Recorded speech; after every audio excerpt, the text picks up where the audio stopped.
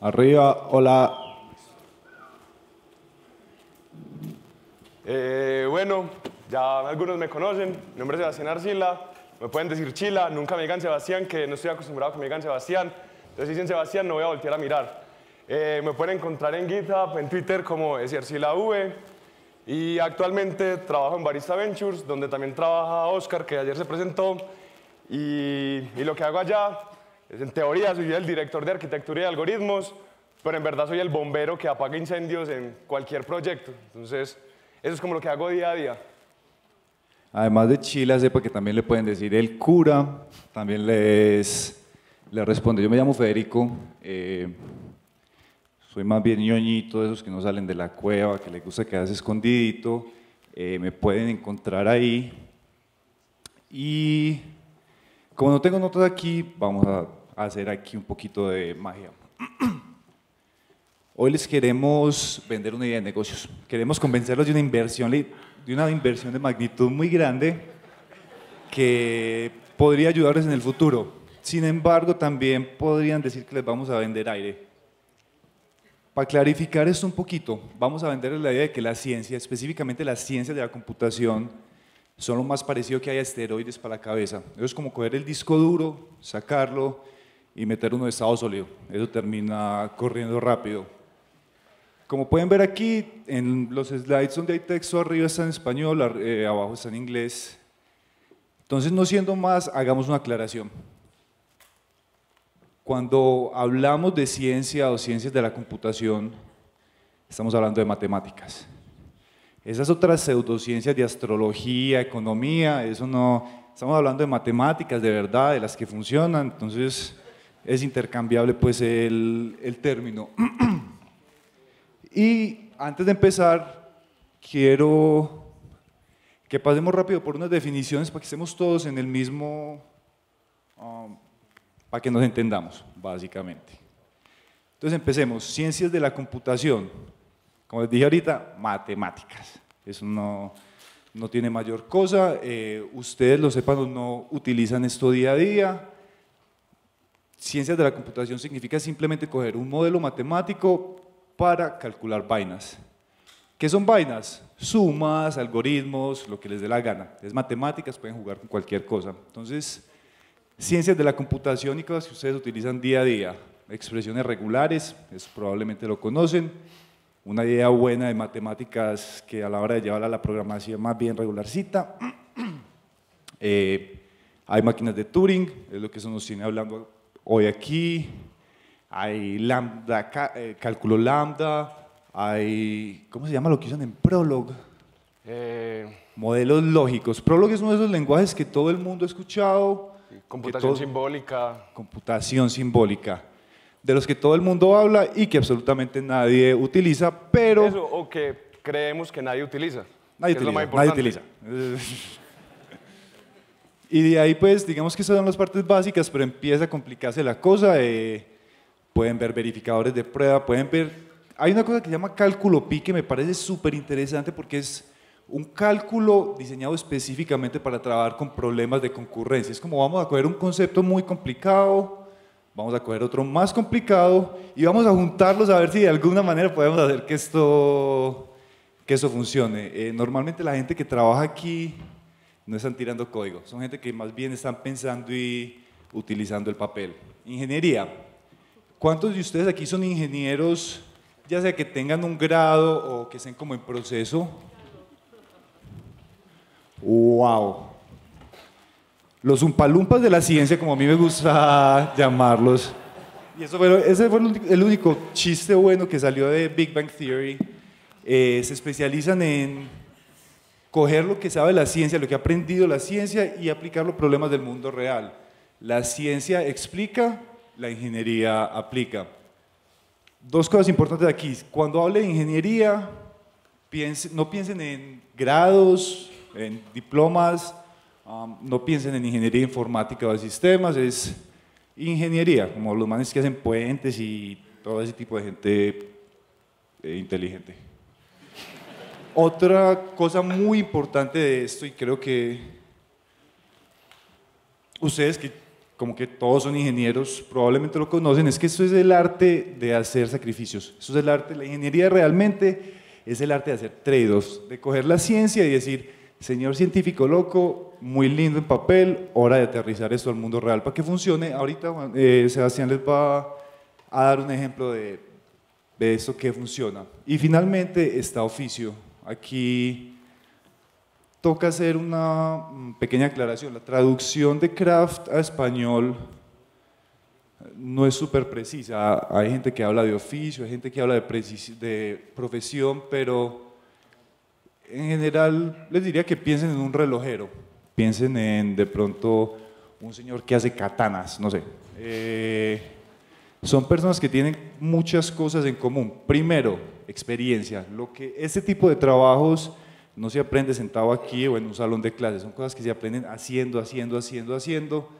Entonces la experiencia realmente es lo que separa a los más buenos de los que apenas están empezando. Y tiene algo muy importante, que es que te hace conocimiento específico. El hecho de hacer muchas veces algo, tener como esa práctica de hacerlo, te vuelve un experto en eso. Sos un experto haciendo relojes o un experto haciendo espadas japonesas. Eso es importante porque ustedes no van a ver relojeros haciendo espadas, pero van a ver programadores tirando jQuery y después escribiendo drivers en C y como no hay ningún problema.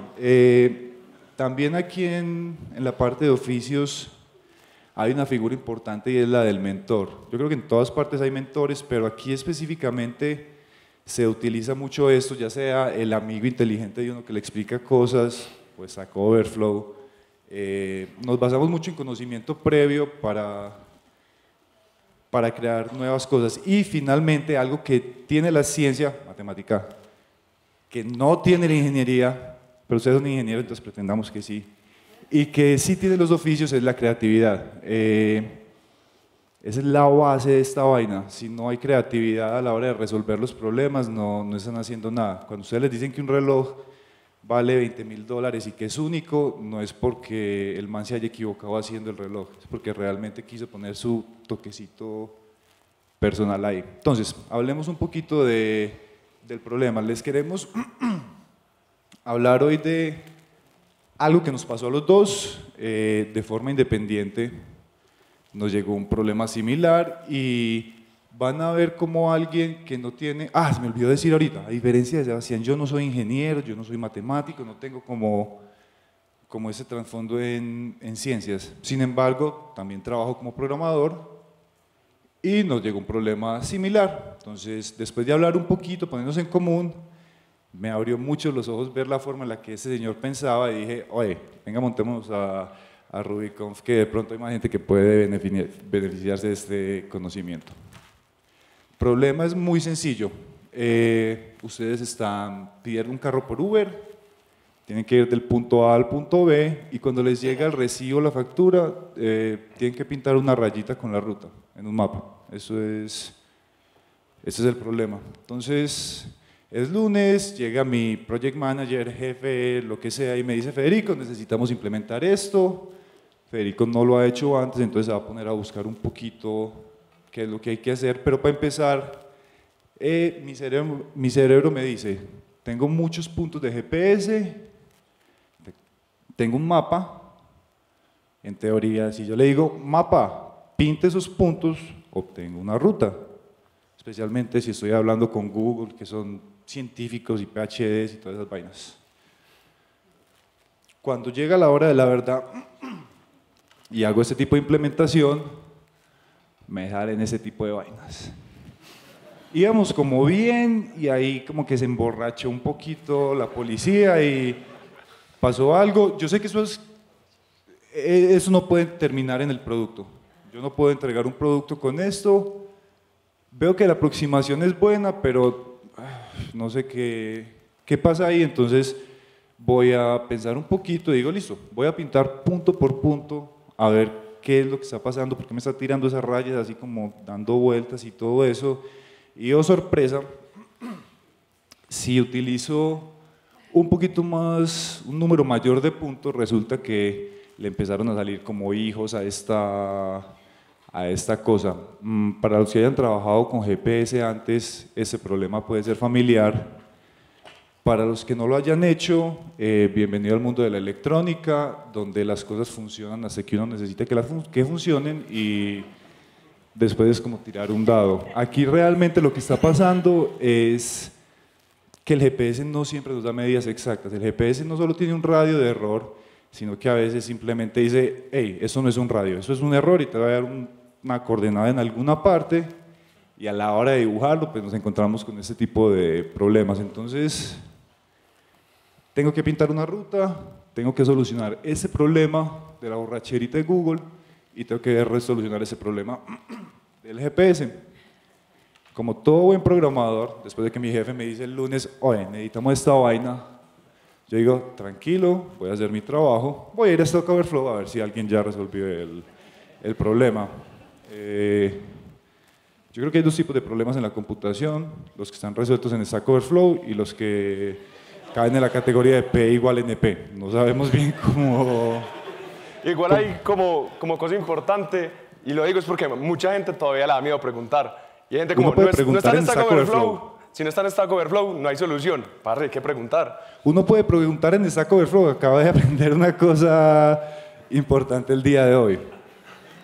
Entonces llego, pillo esto, leo un poquito, no espero que alcancen a leer el texto en específico, pero reconocen la página y pueden ver que esto es más o menos lo que yo quiero. Entonces yo estoy ya súper confiado y para acabar de ajustar, esa es la pregunta, pero la pregunta tiene código y además el man se tomó el tiempo de poner un JS field mostrando el ejemplo de lo que le estaba pasando. Yo dije como listo, está ya resuelto, voy al JS field, lo corro y ups. Eso sería sorprendente si no estuviéramos usando como Google Maps y JavaScript y JS Fiddle a la vez, que no son amiguitos, no se entienden bien entre ellos, pero es JavaScript. ¿Qué tan difícil puede ser entenderlo? Entonces me pongo a leer un poco más y alguien ya le respondió a este pana cómo hacerlo. Aquí tienen ustedes, yo veo eso y aquí veo una respuesta exitosa de Stack Overflow. Primero, hay un chulito verde, eso significa... Si en el chulito verde, este código está en producción en alguna parte y está funcionando. El código tiene comentarios, no sé qué tan buenos o malos sean porque no entiendo qué está pasando ahí, pero tiene comentarios que es sí, está más... bueno, ¿cierto? Eso es algo. Incluso hay una implementación en Perl por si JavaScript no es suficientemente críptico para implementar los algoritmos. Y hablando de algoritmos, la solución en esto se basa en un algoritmo que se llama RDP. RDP es el algoritmo de Ramer Douglas y un apellido que de pronto Nick pueda pronunciar. Yo no, mi alemán estaba como más bien bajito, entonces lo voy a dejar por fuera. RDP es un algoritmo que se viene usando desde los 80s, entonces ha pasado la prueba del tiempo. Entonces tengo una respuesta buena en Stack Overflow, está corriendo en producción y tiene algoritmos. Yo en ese punto ya estoy empezando a sentirme muy cómodo para darle un estimado a mi jefe. Aquí está el código completo. De nuevo, no espero que lo puedan leer. De pronto la forma en la que está escrito el texto les diga un poquito al respecto. Y bacano ver ese comentario del agresor, así se hace llamar a esta persona. Esto parece lenguaje de máquina. Es verdad, todos los que hayan trabajado con científicos o con ingenieros no informáticos saben cómo programan y no, eso no es sorprendente para nada. Sin embargo, cuando voy y lo voy a correr en el JS Field que creó el autor del código, ups, es JavaScript. Estoy acostumbrado a los ups. A veces se van un poquito más lejos de lo que uno esperaba, entonces uno pierde 3 o 4 años, no, fueron probablemente 30 minutos, en mi cabeza se sintieron como 4 años de ups, ups, ups, ups, hasta que dije como, no, señores, es hora de ponerme la batica de científico y vamos a hacer esto a las buenas. Entonces, me puse a averiguar un poquito de qué es esto de RDP, cómo funciona. Aquí podemos ver, tenemos una función definida para x, e a la menos x por coseno de 2πx. Para x entre 0,5 significa algo que de pronto tenga sentido para ustedes, yo no tengo ni idea qué es eso. Veo una n, eso seguro es como el número de pasos o algo, y hay una e que dice 0, entonces... Epsilon. Epsilon, no es una e, es epsilon. Entonces, epsilon es una letra muy importante. El griego todavía se utiliza. ¿Es griego? De más. Supongamos que es griego, todavía se utiliza. Cuando corro ese algoritmo, pueden ver cómo la curva se empieza a convertir como en recticas. N sube, perdón, N baja, o sea que no sabemos qué bien que es N. Epsilon sube, algo está pasando con esa vaina, pero lo más importante, yo tenía curvas y ahora tengo rectas. Eso me va a permitir quitar esos, ¿cómo llamamos eso? Ese guayabo de programador que tiene Google. Entonces, como todo buen programador de Ruby, lo primero que hago es decir, oye, ¿quién hizo esta vaina ya? Esa es la versión de Ruby de Stack Overflow, para que no se rían. Cuando uno está en Stack Overflow, el siguiente paso es buscar una gema de Ruby que haga esto. No importa si tiene solamente 3 versiones, no ha llegado a 1.0 y fue publicada en el 2013, eso funciona relajado. Entonces, después de ver todo esto, yo me siento suficientemente cómodo para hablar con mi jefe y decirle, hey, patrón, hoy es lunes, el viernes tiene eso listo. Como todas las estimaciones de software, una semana o 2 son suficientes para construir cohetes y cualquier cosa. Y aquí me va a tocar pedirles que hagamos un acto de fe. No les voy a mostrar la implementación completa de RDP porque pueden ser 300 o 400 líneas de código de lenguaje, código en lenguaje de máquina. Y sé que ustedes probablemente tienen hambre, ese es el plato de entrada, entonces no vamos a entrar en eso. Sin embargo, magia. Podemos ver las rayitas rectas como esperábamos. Y hay algo aquí que iba bien, hasta que llegué por allá a la raya arriba roja. Por el contraste creo que es muy difícil notarlo, pero la raya horizontal que hay en la parte de arriba, de alguna forma fue capaz de pasar por todos los locales de un mall sin tocar la calle una sola vez. En ese momento pienso que RDP es un algoritmo bastante más avanzado de lo que yo esperaba, sin embargo estoy como un poquito emproblemado, porque eso no es lo que yo quería, ni lo que mi jefe quería. A esas alturas me he gastado ya, no sé, 4 días trabajando en esto, son las 4 de la mañana del viernes, tengo 5 horas, pero yo sé que ninguno de ustedes ha estado nunca en esa situación, nunca han estado tarde para entregar código, pero pasa, a veces, créanme que a veces pasa y uno tiene 2 opciones, decir, son las 5 de la mañana, voy a inventarme un algoritmo para detectar colisiones en una imagen estática 2D, donde la única forma que tengo de diferenciar edificios de calle son colores, o de pronto puedo hacer algo que medio funcione. Si yo cojo una distancia máxima, que va a ser un número calculado, sacado como de por acá atrás donde uno le guarda la billetera, puedo descartar todos esos puntos locos del GPS. No me va a brincar como Medellín, Medellín, África, Medellín, Medellín, Medellín. Y si defino también una distancia mínima, voy a tener rectas en vez de esas rayitas borrachas entre los mapas. Esta solución tiene problemas dentro de los problemas. Para resaltar algunos, ustedes pueden ver ahí una cosa que dice point.distance from. Si no lo pueden ver, no importa, simplemente piensen en alguien va a hacer operaciones de matemáticas muy costosas y yo como soy un programador más bien suavecito, no sé eso antes de hacer mi implementación de mi método Hello Deadline. Entonces voy a correr esto y sé que cuando le meto un número significativo de puntos, Ruby no es el lenguaje más rápido del mundo. Esto probablemente va a estallar, pero si logro como escoger un conjunto de puntos suficientemente bueno para que mi jefe crea que está funcionando, voy a tener trabajo la próxima semana. La próxima semana nos preocupamos cómo lidiar con esto, pero va a pasar. La parte de científico, sin embargo, se cae un poquito. Yo empecé pensando como, vamos a meterle ciencia a eso, y la verdad es que fue más bien como pseudociencia. Cuando yo empiezo hipótesis falsas y no entiendo lo que estoy haciendo, normalmente el resultado no va a ser una conclusión como válida científicamente. Entonces yo diría que más bien, en vez de un científico, yo estaba como un niño en pelota corriendo por ahí haciendo cosas, chocándome contra el muro, a ver qué qué pasaba. Sin embargo, hay gente más inteligente que yo aquí, entonces dejemos que les hable aquí, que el cura predique. Me gusta. Bueno, igual que Fede, lo primero que hice fue tratar de definir mi problema. Estábamos en la misma situación, teníamos que entregar de una forma estática un mapa, pintando una ruta y que Dios nos ayudara, fuera lo mejor posible.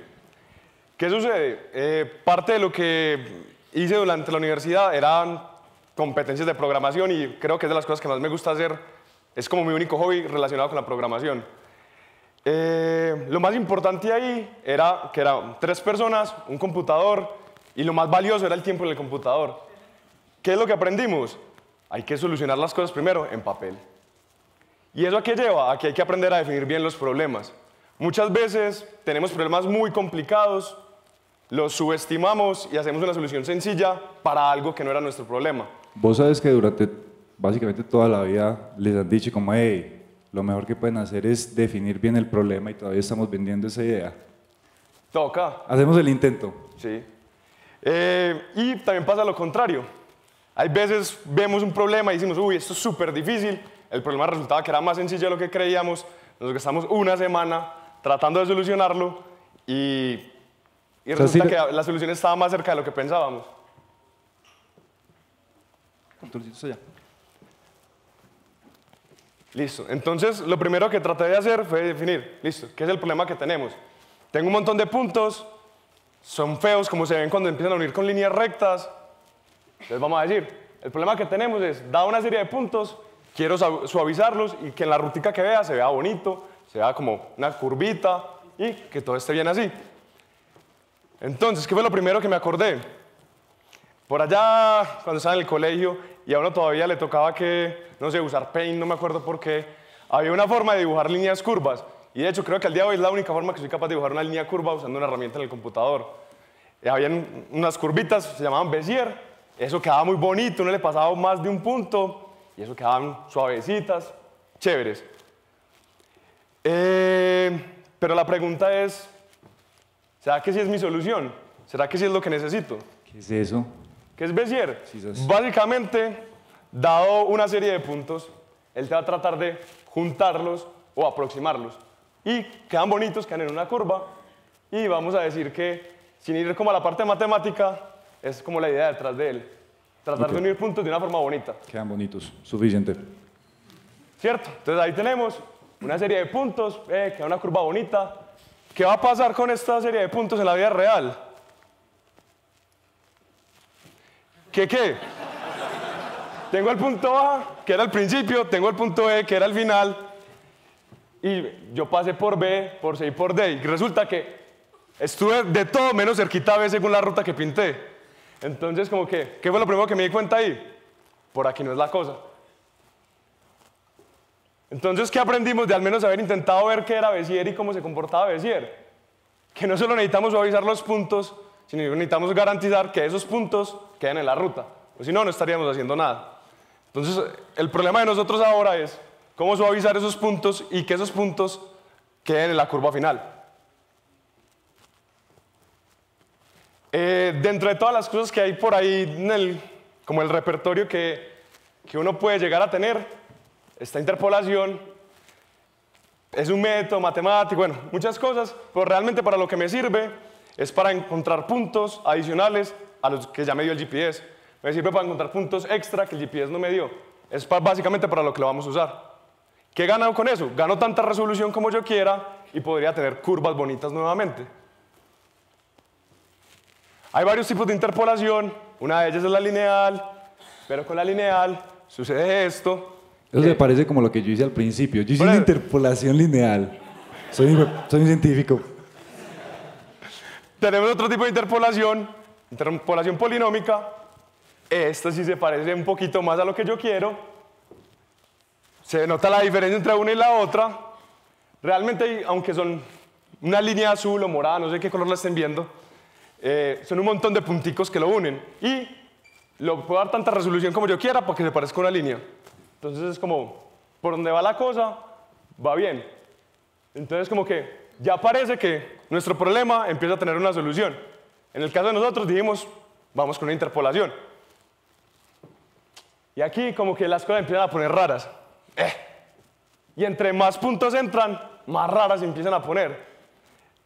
Esto que sucede aquí, cuando hay solo 15 punticos, y esto que sucede aquí, cuando incrementan 20 puntos, ese ruidito que hay al final, esas rayas locas que hay al final, es un ruido que genera la misma interpolación. Es un fenómeno, tiene un nombre especial, no voy a ahondar en eso. No, pero yo sí quiero andar un poquito ruido.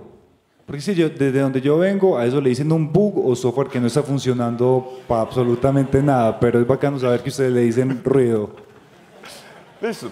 ¿Por qué le digo ruido? Porque la curva inicial es la que está conectada por los punticos rojos, es como la que debería estar pintando. Lo que va a terminar pintando es interpolación polinómica o polinomial, va a ser esas rayas azules locas que no tienen ningún sentido, y de hecho si ven, se rompen. Pues no queda es una cosa completamente contraintuitiva. Y si yo voy a pintar puntos en un mapa, no me van a dar 15, no me van a dar 35, me van a dar 200, 2000 puntos, y de ahí para arriba. Entonces, ¿qué encontramos? Que esto no nos va a empezar a servir solo por el hecho de que tenga ese ruido. Y en la vida práctica pasan este tipo de cosas. Parte de lo que hace la interpolación por allá adentro es usar potenciaciones, jugar con números grandes, con números flotantes. ¿Qué pasa? Entre más puntos tenga, más grande va a ser este elemento en esa operación. ¿Qué van a empezar a suceder?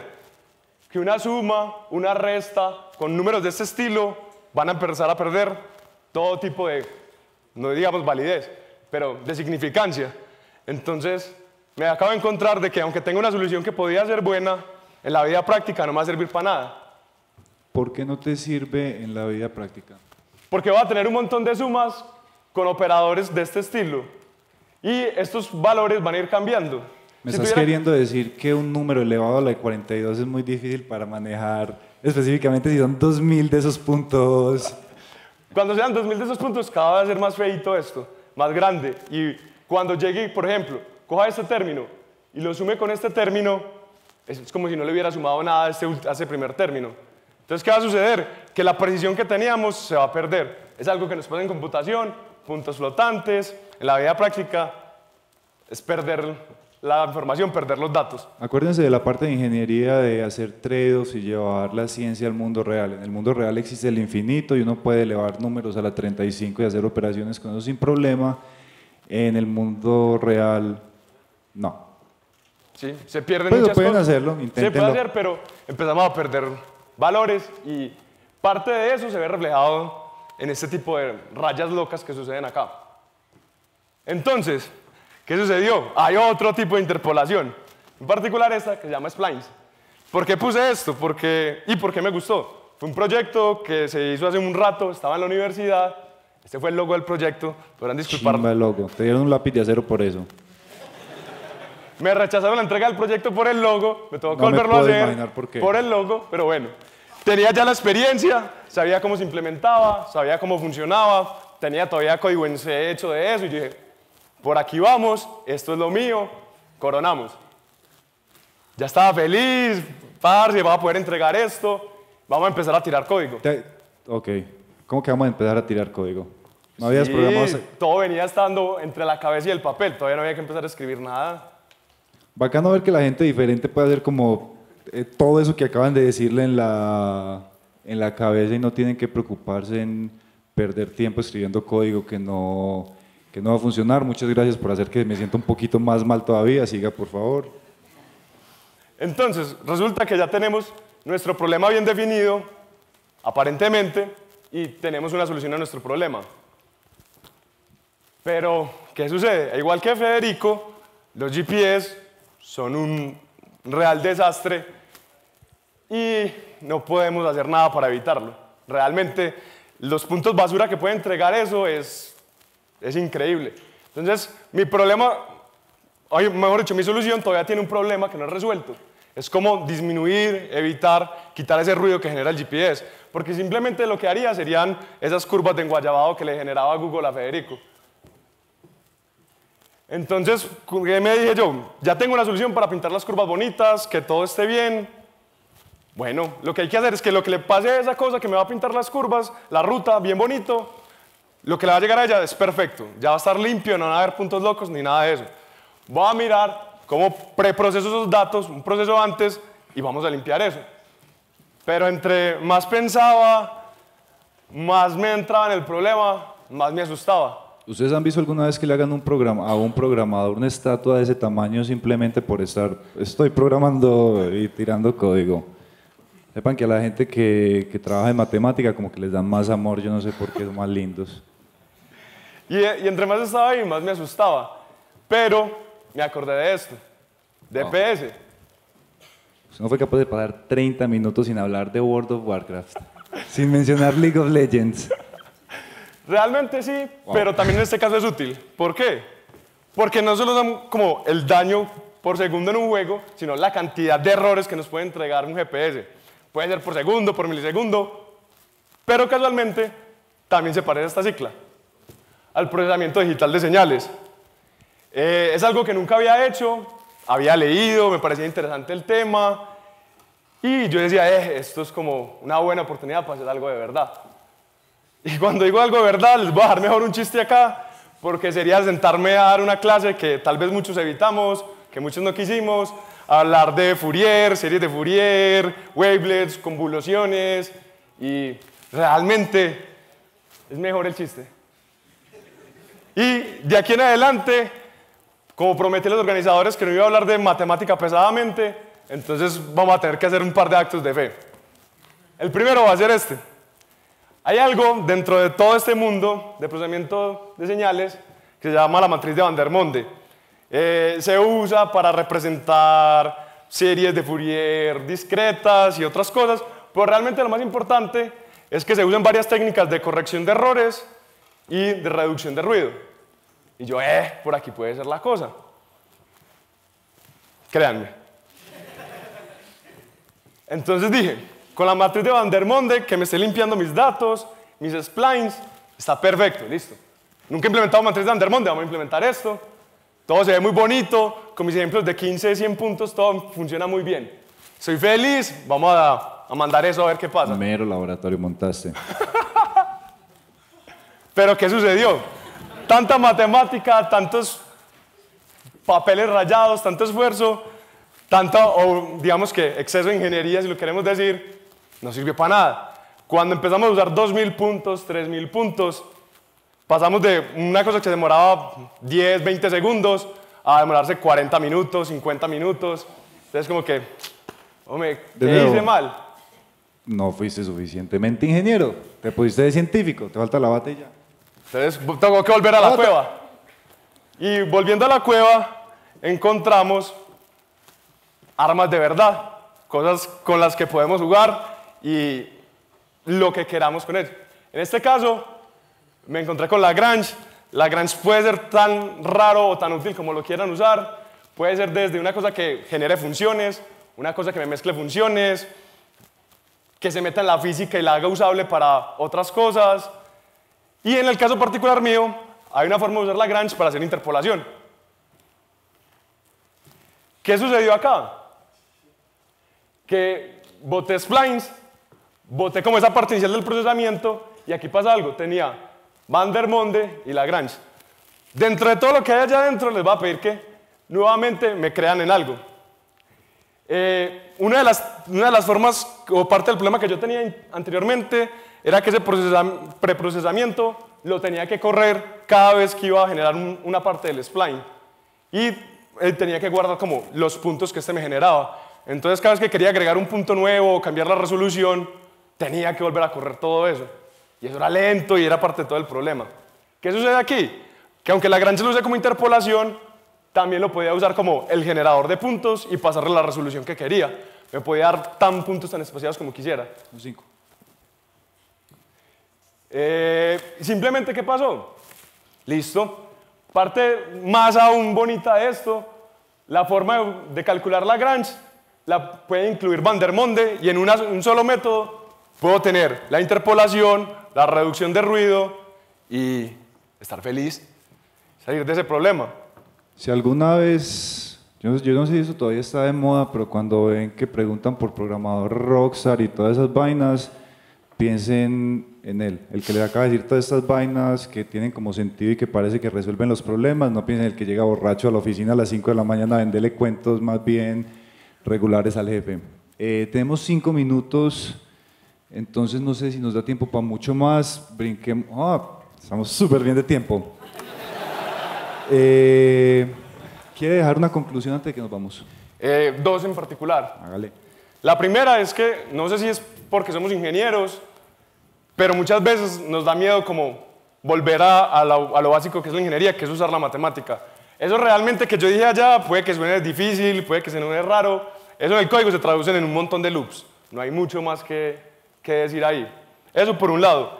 Y la segunda conclusión es que hay que aprender a definir bien el problema. Eso es lo que fácilmente nos puede gastar horas porque simplemente estamos resolviendo el problema que no es. Para profundizar un poquito en ese punto, si mi problema hubiera sido de helicópteros en vez de vehículos, mi solución hubiera funcionado perfectamente. Los helicópteros pueden volar por encima de un centro comercial. El título de la charla era Ciencias de la Computación, Ingeniería y Oficio, y pues creo que es importante que volvamos ahí para cerrar.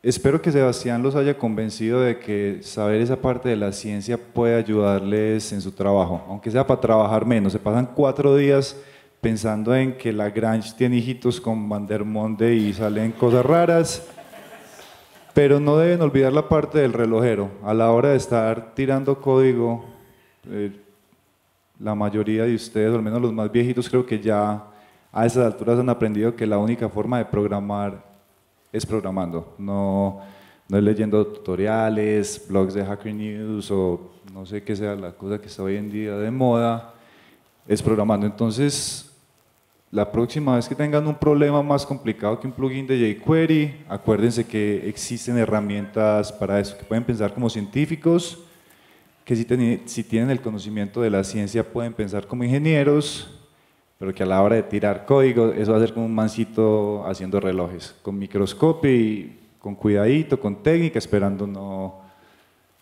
no cometer un error. Yo creo que con eso terminamos ya. No sé si hay alguna pregunta. Y si tienen preguntas, con mucho gusto. No hay ninguna pregunta, me dice pero por aquí el muchacho rojo. Lo que iba a decir, con mucho gusto, con unos guaritos o un tintico o un cigarrillo para Federico. Ok, lo de Rockstar que dije ahorita, no solo sabe programar, sino que también es capaz de llegar borracho al trabajo. Ahí lo tienen del todo. Gracias.